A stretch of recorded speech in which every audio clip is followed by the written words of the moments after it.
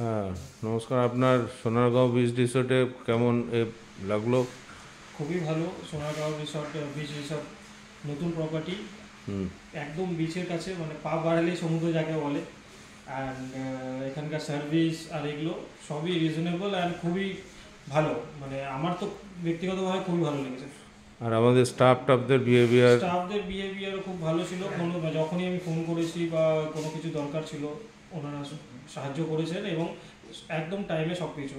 Even যখন আমি বলেছি যে আমার এই টাইমে খাবার দরকার বা এই টাইমে সব কিছু মেনটেন করেছেন। খাবারের কোয়ালিটি?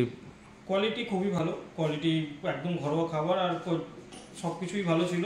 আমাদের খাবার এগুলো যেগুলো আমরা অর্ডার করেছিলাম প্রত্যেক কটাই খুব ভালো, মানে রান্নার দিকে সুস্বাদু ছিল।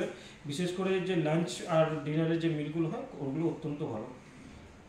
আর আপনার রুমের ভেতর রুমের এগুলো কীরকম সব?